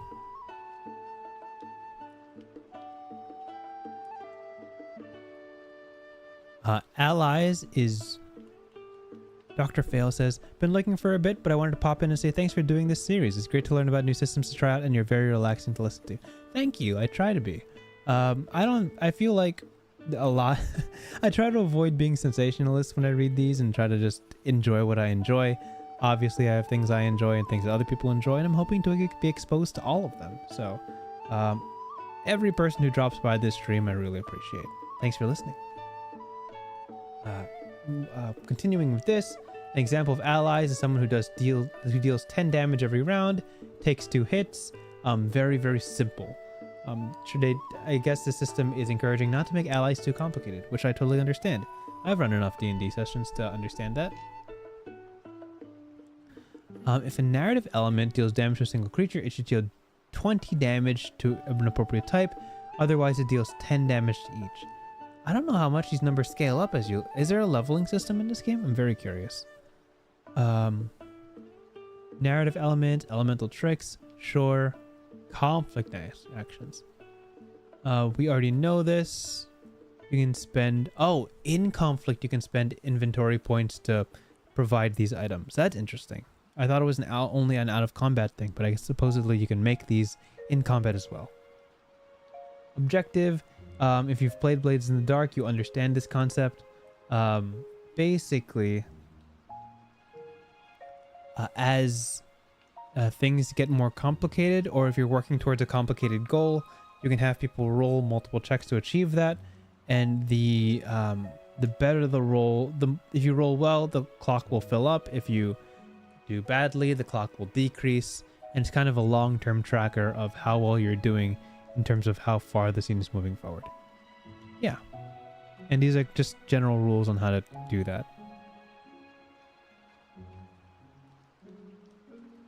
Yeah. 4 section clocks are minor, 10 to 12 are resolutive objectives. Clocks are cool. Studying is a way for you to learn very specific information, like maximum HP. It's interesting that there's never... I guess that all you really need is maximum HP.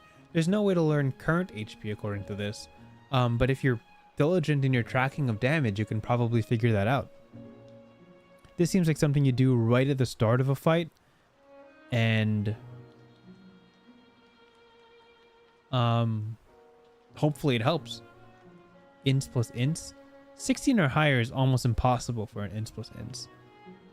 Because the highest dice you can get is a D10 at level 1. I don't know if there are levels here, but at level 1, highest you can get is D10 plus D10, which is an average of 11. 16 is extraordinary.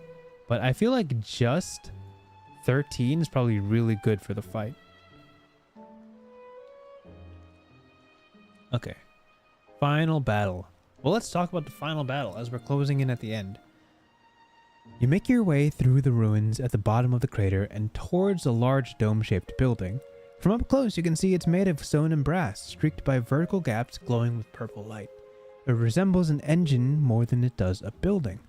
Upon entering, you see that the inside consists of a single circular room, its roof supported by a massive central pillar covered in arcane symbols. Judging by the scraps scattered on the ground, the pillar was originally encased in brass. Its lower section has been smashed by a powerful impact. Standing near the pillar is a tall woman, her gray hair tied in a single braid. Her left hand grips a long ivory white spear. Her right hand holds an item that resembles a large pocket watch. Moving slowly towards you as if to protect her is a massive warrior in onyx black Magitech armor. The woman turns to look at you, a sad expression on her face. Cassandra recognizes her as Desdemona, Levine recognizes the magic armor as an imposing warrior that is similar to our Morrigan craftsmanship combined with Alonian magic tech science. I'd have preferred to take the compass of the beyond and avoid unnecessary violence, sighs the woman. My name is Desdemona Perseus. I wish we could have met under different circumstances. Unfortunately, I cannot allow you to live after seeing my brother and I here. If Cassandra's present, which she might as well be, Desdemona will look at her and add, You. Why are you here? Please don't make me choose between you and my family, not when I can finally be reunited with Tristan. Leave, Cassandra. Forget you ever saw me here, and I will not take your life.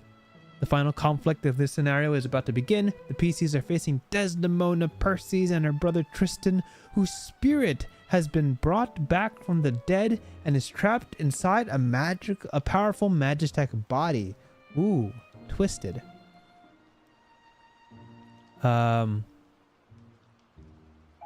We do the group initiative check. Leaders check will be 13. There's no way we win this, but let's try it. Let's do this. Let's do this hypothetical initiative check. 13. So we have to have 3 successes, which is wild because nope. Oh, that's a pass, even with a -3 deficit. 7-5 is a 12. Unfortunately, not high enough. So 1 success plus a +2 bond is +3. Blair's initiative is -2, so it's ultimately a +1 on Blair's leader check. Let's see if they do it. Gotta roll 12 or higher. Perfect, they got it. Okay, great. We beat the initiative check. We're gonna go first. So the order of this combat, if I understand it correctly, will be player, enemy, player, enemy, player, player, and then loop the round. So it could be like Blair, Desdemona, Cassandra, Tristan, then Edgar, then the last one who I'm forgetting. And then we loop back to the top with Blair. And you can change around the order of those players however you want per round. Got it. Cool. Nice.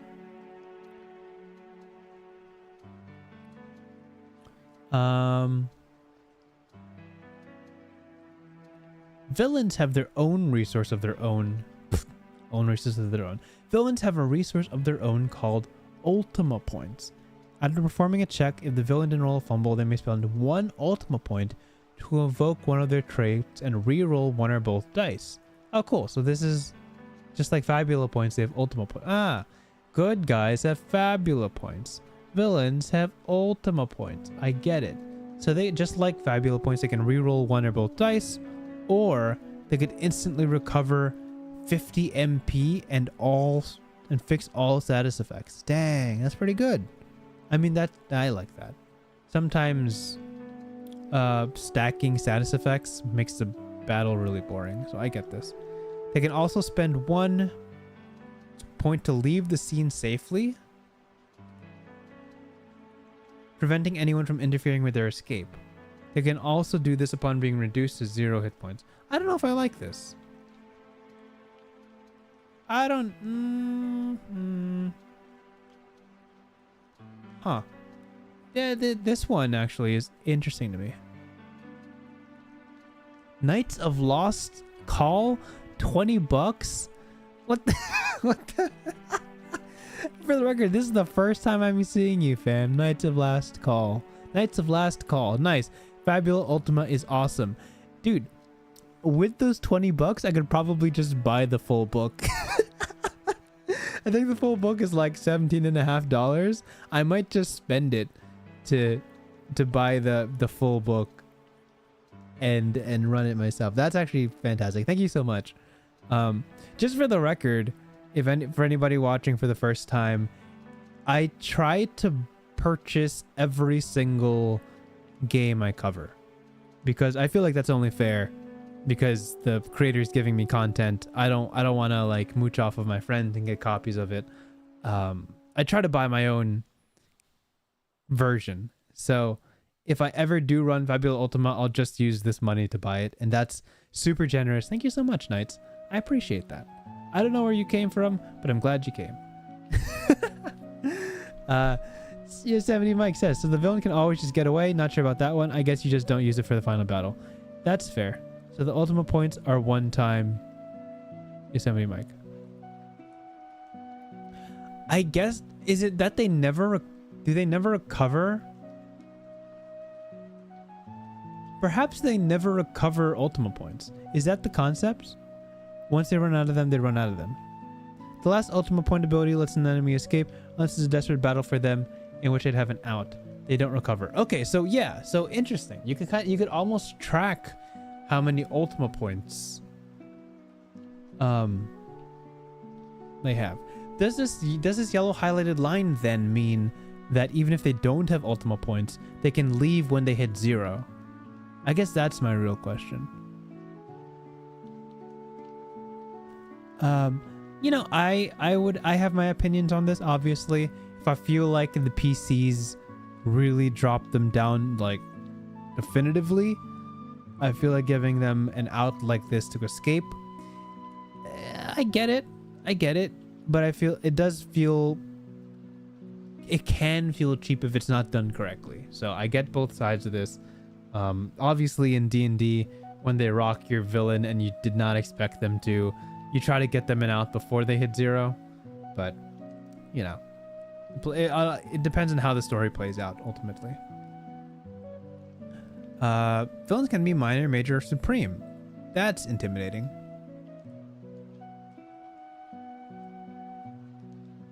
So if they die and have an ultimate point available, they can spend one and instead get away to fight another day.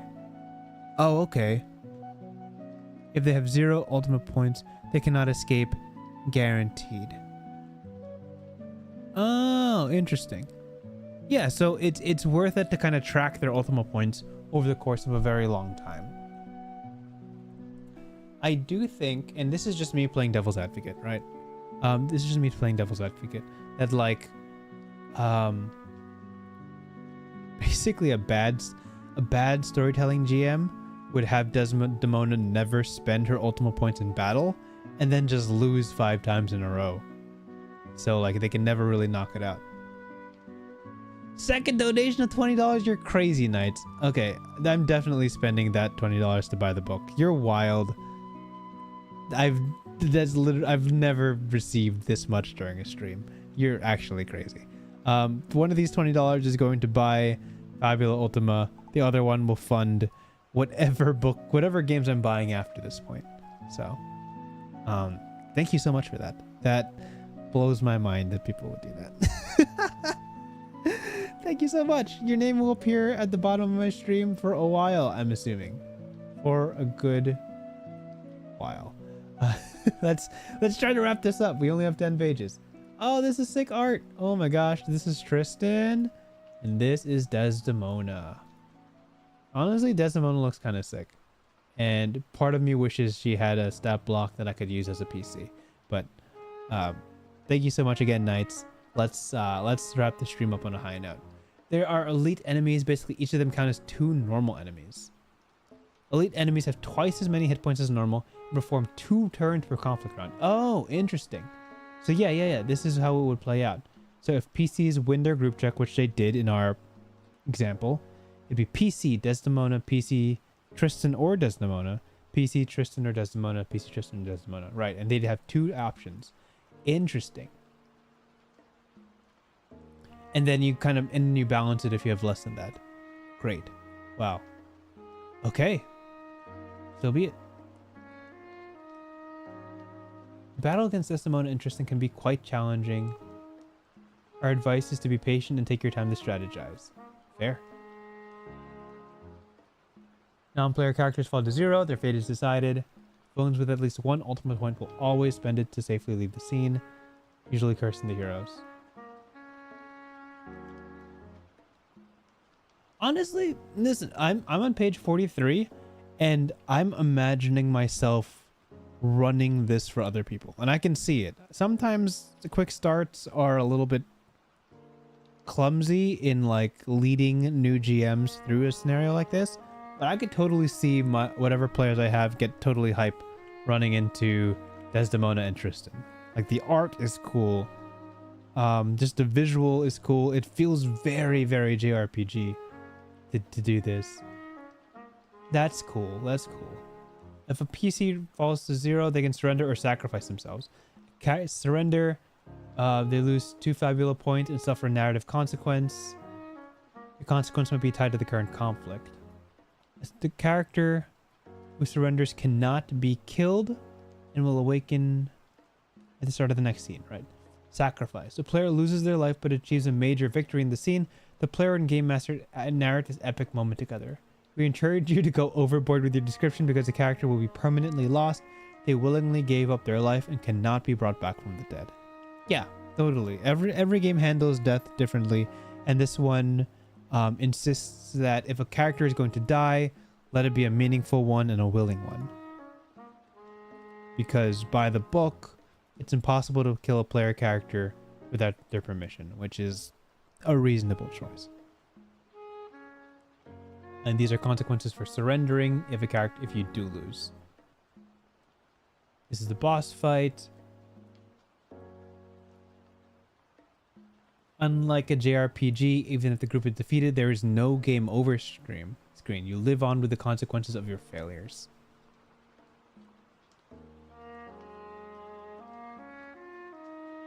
The basic concept is that after Tristan's death, Desdemona desperately tried to find a way to bring him back to life. Recognizing her skill in battle, the Elonian Empire offered to help. They used a magitech science to trap Tristan's soul inside armor, which could only be created from Armorican metal. He can't speak. He's bound to the metal. The compass of the beyond, seemingly capable of linking the world of the living to the world of souls. She convinced Elonia to make a move against Denova. When the heroes arrive on the scene, the compass has been forcibly extracted from inside the great pillar at the center of the room. Desdemona plans to use the artifact to navigate the afterlife and fully resurrect Tristan. Honestly, good on her. Fearing that Elonia would take the compass, Desdemona must make sure no one knows she has it. Unfortunately, the PCs already do. Therefore, you must die.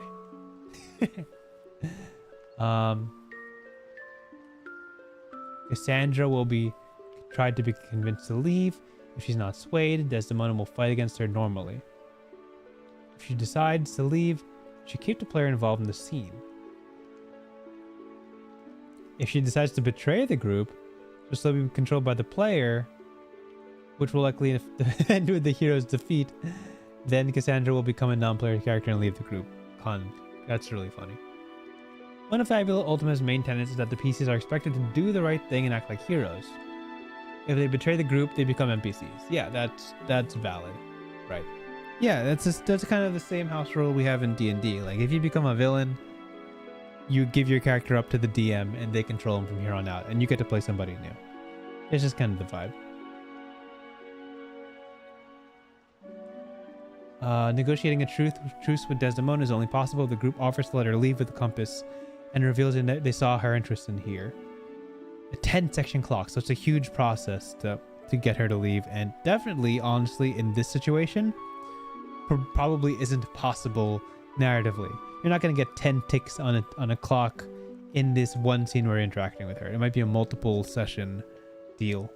And what I like about this, right, in true like Fire Emblem fashion, I feel like there's someone out there who has made like a Desdemona PC stat block.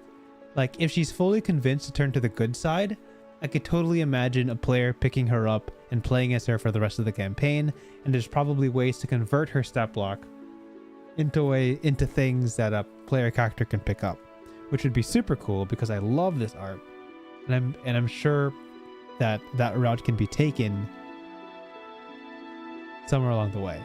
One of my favorite things about JRPGs is the ability to recruit enemies, like DBZ style, have them join your team. And I feel like this is a classic good villain with good intentions kind of energy. I think that would be really neat. This is what you would do if you fail. There's a lot of a lot of guidance on if your characters lose. So I imagine this is a reasonably deadly situation. Yeah, if the group is defeated, Desdemona and Tristan leave with the compass. Players might die under the pillar unless they choose not to. And the final battle information, 120 HP. Dang, you really got to focus her down. Vulnerabilities are Dark and Bolt. Heart Piercer. Spirit Piercer.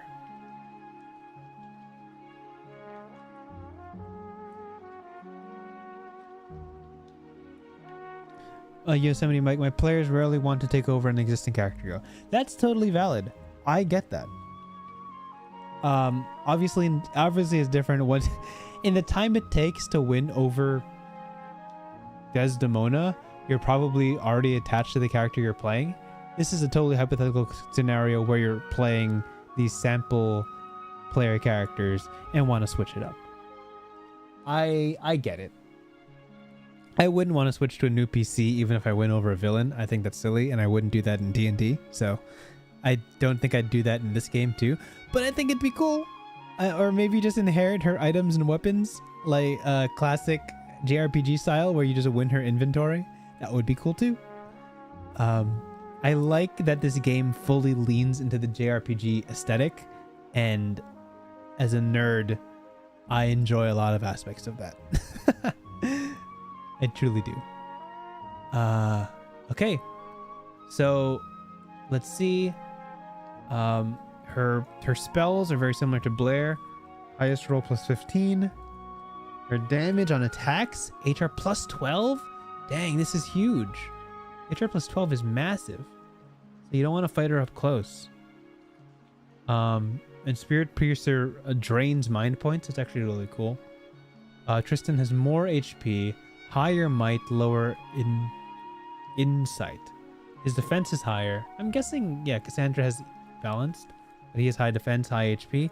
So I guess in every scenario you want to try to focus down Desdemona. But his special abilities is an AoE ground shaker and a spooky magic counter. Where he automatically swings at anybody who casts a spell on him. And it always deals 10 physical damage if it hits.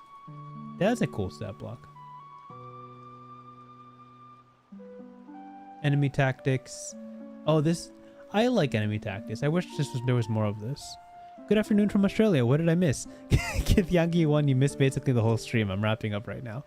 But you can watch the VOD in post if you want someone to read you the press start quick start, or you can download it yourself for free on DriveThruRPG.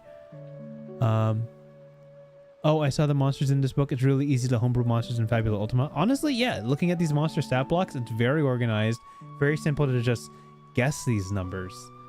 And as I'm assuming if you run this game enough, you know what numbers are big and what numbers are small.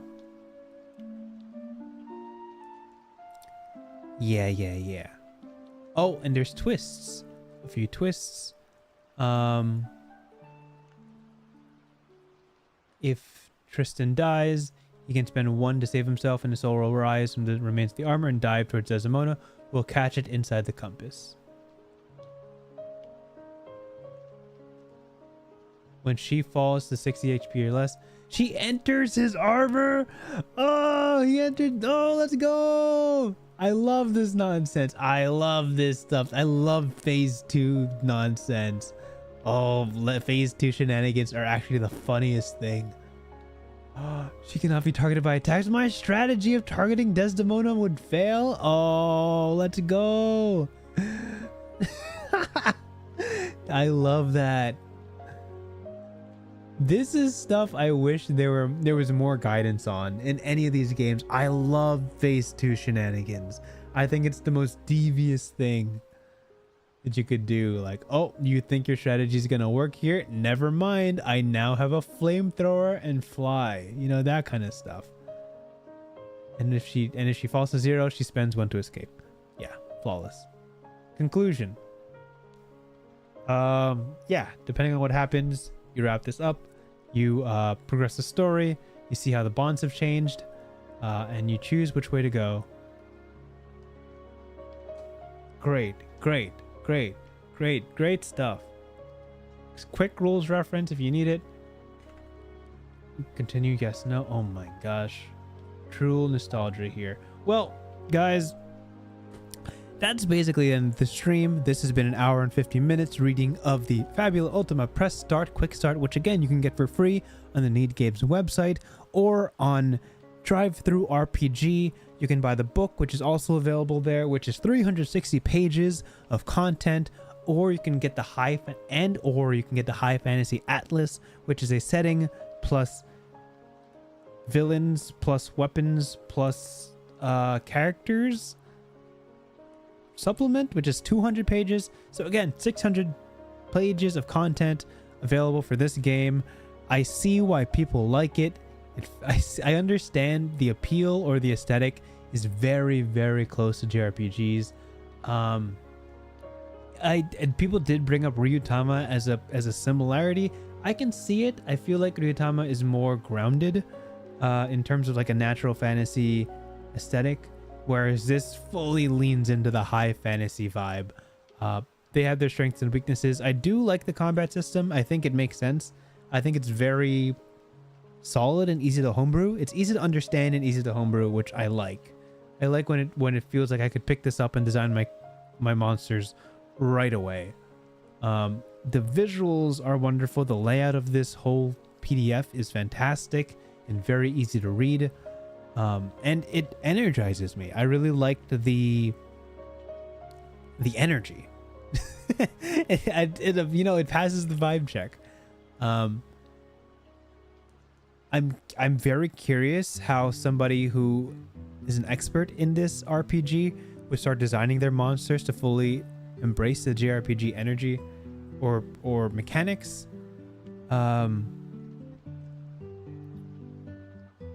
The death and revival mechanics are, a choice, mechanical choice to allow your characters to survive if they want to survive, or die if they want to die.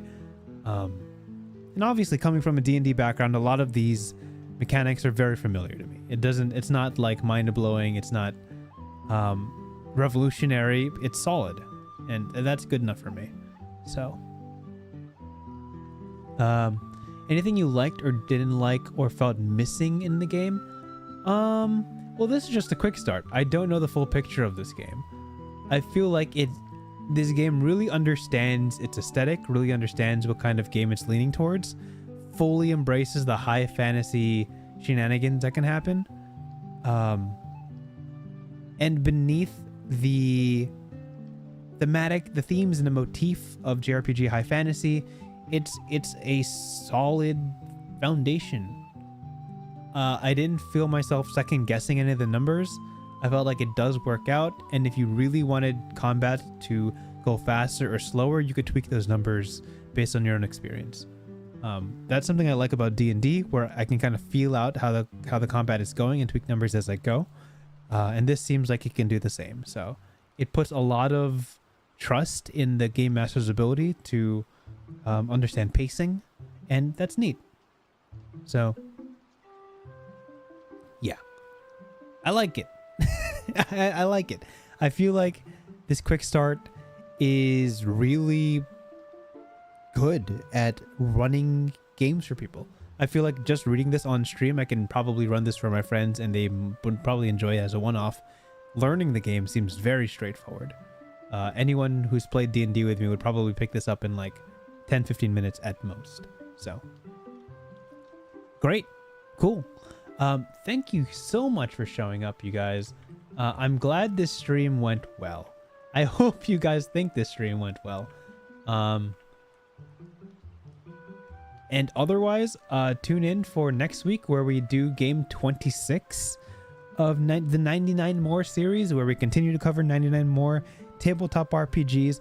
I don't know what that game is. If you have any recommendations, put them in the comments of this video or on my Twitter, WinTreeRPG, or anywhere that I'll run into it. TheWinTreeWyvern@gmail.com. By all means, do that as well. Thank you guys for listening. Good night and goodbye.